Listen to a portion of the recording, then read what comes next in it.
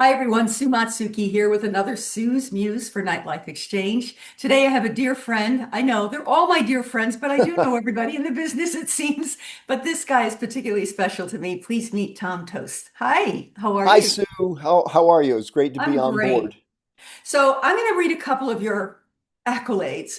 Tom is a singer and a songwriter extraordinaire. I have had the honor of singing one of his songs before. Hope to do many more.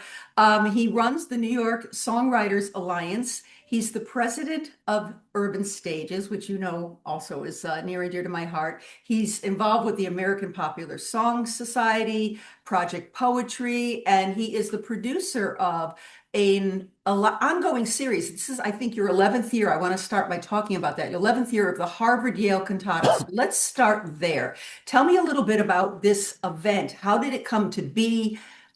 How did you create it? And I know it's on September 24th at 54 Below. Is it a 7 or 9 o'clock hit? It's a 9:30 show. 9:30 show. Okay. Yeah. We'll have a link to the direct ticket sales right below this interview. But tell me about how you became involved with that. This was your baby from the beginning, wasn't it? Yeah. Yes. So about 11 years ago, maybe Yeah. 12 because of COVID, I had just started working on cabaret shows. I had produced a couple of cabaret shows around town. I had done a show at a Laurie Beachman Theater, and I was working with a young music director named Madeline Smith. And I was whatever I was, 60 years old, and Madeline was 22 years old. But what we found about it was that what we had in common was more important than our differences. And when you love something, it doesn't really matter who the other person is or how old they are or what their background is. You've got a common interest. And along with the common interest in music and song, we learned that she had just graduated from Harvard. I had graduated from Yale many years before. And so I came up with the idea to do a Harvard Yale show. I had at that time had never worked at 54 Below, and so I put together my proposal to see if I was worthy of getting a show at such a hallowed venue. And I put together a pretty good proposal. I called it the Harvard Yale Cantata, which is a pun on the Harvard Yale Regatta, which is a boat Hmm. race. Right. This was not going to be a boat race. This was going to be a song competition with Harvard alums against Yale alums, singing songs written by Harvard alums and Yale alums. And so Madeline and I put it together in September of, I think it was 2014 or 15. And then we've done it every year since. It's proven to be very popular. The graduates, the alums love it. What I always say, everybody loves the show It's a great because show. you don't have to have gone to West Point in order to like the Army Navy game. Mhm. You can enjoy just the spirit, even if you didn't have an affiliation with either of those schools. I've had the best time at those shows because not only do you have, like you said, Yale and Harvard grads contributing and alumni, you have all these young people with spectacular voices, and it's a playful competition. How many times in the 11 years is it weighted Harvard Yale? Just out of curiosity. Yeah, I mean, look, Harvard. I mean, Harvard is fantastic in a lot of things and probably exceeds Yale in, well, Harvard Business School, arguably Harvard Law School, although I'm not sure. But when it comes to musical theater, I got to tell you, whether it's because of the proximity for New Haven to New York or what, Yale has an edge in musical theater. There you go. And so I think, let's see, there have been 10. I think Harvard won twice, and we had one year where I judged it a tie because it was the first year out of COVID, and I thought that there was something unseemly about making it a competition. So we just made that year a celebration. So it would be 7-2 to 1. Yale has won 7 times. All right, so that's happening on September 24th at 9:30. And like I said, we'll have a direct link down below for ticket sales for that. What is your background that brought you to music? Were you always musical as a kid? Was it your first love? And what was your real job that now that you're retired, everything about your life is surrounded by music now? And I just love that for you. And I love it for all of us who are of a certain age and just making music part of our life again. Tell me about your background a little bit. Sure. I started taking guitar lessons when I was 10 years old. I had a buddy in fifth grade who had just started taking guitar lessons, and that seemed really cool to me. So I was born in 1956. This would have been 1966, kind of the height of the Beatles craze, etc. And so playing the guitar was one of the things that people did. And I took guitar lessons for a couple of years. I was never particularly good at the guitar. I was a strummer, a rhythm guitarist. I played in a couple of bad rock bands in high school. I played in a pretty good folk duet with a buddy of mine. And along the way, what I realized was that while I'm an enthusiastic performer, I don't have a great voice. I don't have the kind of voice that anybody's going to pay me to sing, Melancholy Baby or something. Um, so what I found though was that I have a sense of humor, believe it or not, and I could put across a funny song. And so that sort of moved me into musical theater because there's a lot more comedy in musical theater than there is in pop songs. There's Mhm. almost no comedy in pop songs. And then cabaret, any place where humor and wit and wordplay can be prized. And I think, from that, and I don't want to go on and on about that, but I evolved into more of a pure songwriter than really a singer-songwriter or any kind of performer. I perform because I want my songs to get heard, Mhm. and it's damn hard these days for pure songwriters to get their songs heard. And I would say to your whole audience, if you know any songwriters or if you're a singer, please seek out songs from me and from the Songwriters Alliance and from living songwriters. It's very Let's important. let's talk about the Songwriters Alliance since you just brought it up because you have some big names involved in this alliance and you meet on Zoom and you everybody brings their current work and they get not criticized, but they get constructive input on the songs from other songwriters. It's an amazing thing that you do. How did you decide to do that and drop a couple names for us so that people who are out there listening know that they can contact me or you directly and we can get them in touch with some of these songwriters if they're looking for music? Sure, the big names are Christine Lavin and John Forster. John Forster is a four-time Grammy nominee. Um, but all of us are professional songwriters. We've Mhm. all had different kinds of accomplishments. There's the Grammy nominees. There's a lot of Mac Award winners. Um, and I started the group at the request of Bernie Fershpan, who was the managing partner in charge of the Metropolitan Room. I I never had knew done that. Oh, son of a gun. Yeah, I had Yeah. done a lot of shows at the Metropolitan Room and loved that place. It seems like I was there 3 times a week at one point. And so Bernie and I became friends, and he asked me to start a songwriter group. And I didn't know, I knew a lot of songwriters, but I was kind of knocked out by the caliber of songwriters that were interested in this. And I think the reason is that everybody's looking for connection, everybody's looking for possibility for what to do with their songs. And songwriting can be a lonely endeavor, even if you collaborate. A lot of the work that you're doing, especially on lyrics, you're just slaving away at a pad or at your computer trying to find the right word, and sometimes I could be working on a line for several hours, and that's a lonely endeavor because I don't want anybody to be watching me do that. Yeah. It's too slow. It's so so yeah, I found that there were a lot of good songwriters that were hungry for this kind of thing, and we started it 10 years ago, and we're still running strong, stronger than ever. Tom's music. I know that you mentioned the funny stuff, and there's a couple of your songs that are wicked funny, to sound Bostonian. But with as funny as you can be, you are also really profoundly emotional sometimes. Like you have the whole side of it.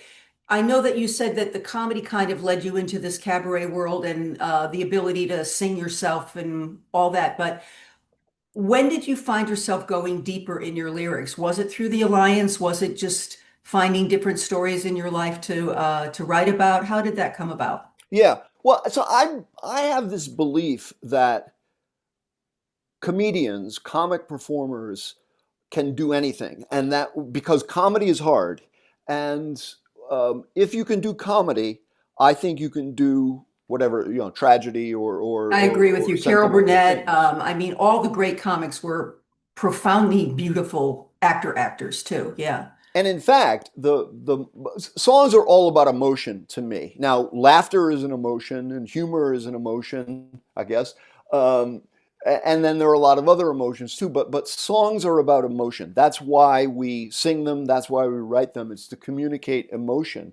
And the very best songs that I can think of are the ones that make you laugh and cry at the same time. When you can do that, and it's very hard to do, but I'm thinking of a song like from Fiddler on the Roof, "Do You Love Me?" I break Right. up every time I Right. hear "Do You Love Me?" I think it's funny and beautiful.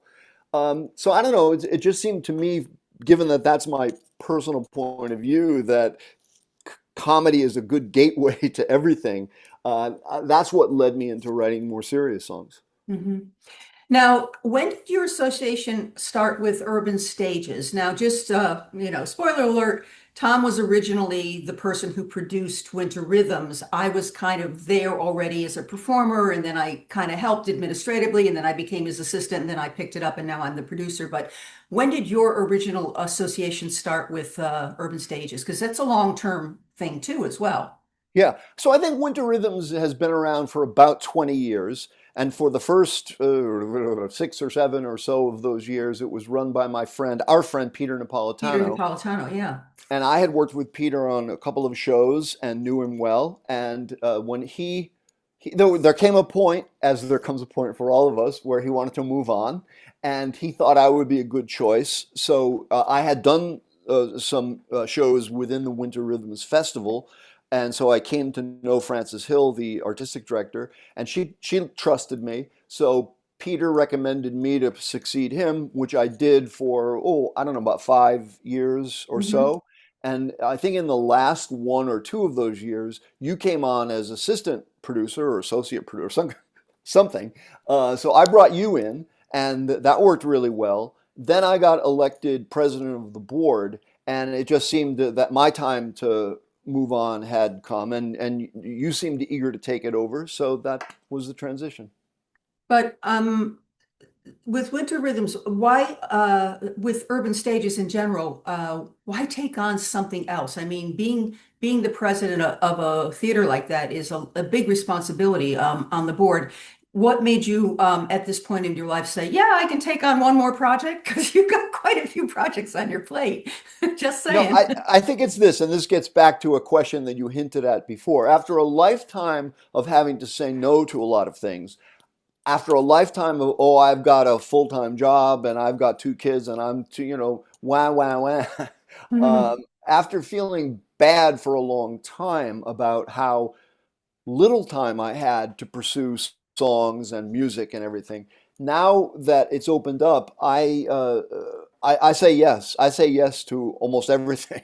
That's great. What's your work background? Were you in publishing, marketing? I mean, because you have a brain like nobody I know. Well, so when I was graduating from college, I had learned in college that I was interested in songwriting. Maury Yeston was my music theory professor Oh, at wow. Yale. Maury introduced me to Lehman Engel, who was running the BMI Musical Theater Workshop, and so as a sophomore in college, I was taking the BMI workshop, and that experience totally opened up my horizons because I mean I'm a little boy from East Hartford, Connecticut. Believe me, nobody that my parents know was writing for Broadway or Hmm. thought that writing for Broadway was even a thing. Uh, but in college, I met Maury and I met several other people who took it seriously, and it made me believe that I could move to New York and try to write songs, try to write for Broadway. At that time, I focused only on lyrics because I kind of got intimidated by people who had better musical chops than I did. So I was writing lyrics. And the issue there was, okay, great. How do you make a living? How do you make a living as a lyricist? I mean, if you're a composer and a good pianist, you can accompany people, you can do Yeah. orchestrations. There are a lot of subsidiary things you can do in the music biz, not really so much in the lyric writing biz. And I was terrified when I was graduating from college, and I came down to meet with Lehman, who had become kind of a mentor at that point. And he said, you know, dear boy, this is Lehman, dear boy, I think you're very talented, but don't fool yourself. Don't think that you're going to be an overnight sensation. Look around. You know, musical theater is not a young man's game. At that time, there was Stephen Sondheim, who was 55 years old, and Jerry Herman, who was 60. Yeah. He said, don't be fooled into thinking that you'll be an overnight sensation. Don't work as an usher. Don't work thinking that you'll be connected to theater somehow. Don't drive a cab. Those things won't let you stay in it for the long term. Take a job as far away from musical theater as you please. And this was kind of like music to my middle class ears. Um, because I would have had monumental battles with my father if I had said, "Hey, Dad, you know, after just paying for college, here's what I think you should do for the next 5 years. You know, give me X thousands of dollars a year so I can be a musical theater lyricist." It wasn't going to happen. It wasn't going to Yeah. happen. I had to make a living. I was always good in arithmetic, good in math, I guess. So I took a job as an actuary, and enough said. I mean, we can go as deep into that as anybody cares to, but it was a decent profession. It's a hard profession, and it took a lot of time, but it did leave me some time around the edges every now and then to at least keep up the some semblance of the work. So the long term that Lehman talked about is what I'm experiencing now. This is the long term. All right, I just want to mention that Tom has one of the most beautiful families I've ever met, from his siblings to his wife to his daughters. I mean, beautiful family, and I covet the love. Like I went to one of your major birthday parties. Happy recent birthday, by the way. Yeah, yeah. Um, but I just want to, I want to tell you all something a little bit about Tom that you would never guess by looking at this man. He is a Swiftie. He produced shows of Taylor Swift music. So my last question to you, dear man, is how do you feel about Taylor getting married? You know, my affection for Taylor Swift, or my respect for Taylor Swift, comes purely because of her songwriting. I mean, and her I performance. know, we know that. Um, I'm not a groupie in the sense it's not hero worship. I don't really care that much about her personal life, except I But didn't she's care about happy. Yeah, I that she's didn't care happy. about Charles and Diana either, but you kind of got to watch it. I didn't care about Richard Burton and Elizabeth Taylor back in the day, but it's something. So I think it's great. I mean, she's had a lot of ups and downs in her romantic life. She's laid a lot of songs on us that tell us about the ups and downs that she's had in her romantic life. And Travis Kelce, who I had never heard his name until 2 years ago, seems like a great guy, is a great football player. And what can I wish them except as I much know. happiness as they can I'm get? just teasing you because it does. He produced a beautiful show of all Taylor Swift's music using singers to interpret her music in their own way, and it was a great show. And I hope you bring it back sometime. It was wonderful. Well, she's written a lot of songs, and I was able to choose not her best known songs, but the songs that I thought would work best in a cabaret setting, accompanied by solo piano or sometimes by guitar, as opposed to some of her bangers, with full orchestra or synthesized band. I didn't Yeah, her pick those stuff is songs. really good, kind of acoustic. I mean, she does so because her lyrics are very profound and meant to be heard, and sometimes over orchestration kind of, to me, takes away from the beautiful words that she's put down on paper. One more thing you might not know about our Tom, I'm going to ask, what was it like meeting Alex Trebek on Jeopardy? Well, you didn't get to talk to Alex Trebek very much. Jeopardy was very protective of the quiz show scandal thing, so there Mhm. was not a lot of Oh, that's right. interaction. That was happening about that time. I forgot about that. Yeah. Uh, Actually, Jeopardy was started in reaction to the quiz show scandals because quiz shows had gone off the air in the 1960s, and so Merv Griffith's wife, so the legend goes, said to Merv, who was a TV producer, "Gee, it's too bad you can't do any quiz shows." And he goes, "Yeah, but we can't because of the scandals where people got fed the answers." And his wife said, well, "What if everybody had the answer, and they had to guess the question?" So. That is how Jeopardy was formed in the mid '60s. Meeting Alex Trebek was fine. It wasn't as good as winning. Winning was what was fun. On that happy note, Tom, thank you for spending a little bit of time with us today and for letting our audience get to know you a little better. I hope they all come to see the Yale Harvard Cantata at 54 Below and come join us for Winter Rhythms. Tom will be producing two shows this year, one with songwriters and one of his annual closeout concert called Songs of Hope, which has a nice array of singers singing songs of hope, which we all need these days. Thank you so much. It's been such an honor and pleasure to know you and your family, and I love working with you. I think you're just a great leader, and I wish you all success going forward and hope that someone wicked famous picks up one of your tunes and puts you on the map like because you deserve it. That'd be so great. Wouldn't it Anyway, be great from my lips to God's ear, as they say? but you gotta love the journey. So There you go. I know you do love the journey. Take care, everyone. Until next time, we'll see you on Nightlife Exchange. Thank you again, Tom. Really appreciate it. thank you, Sue. Have a Loved it. good day, everyone. Okay.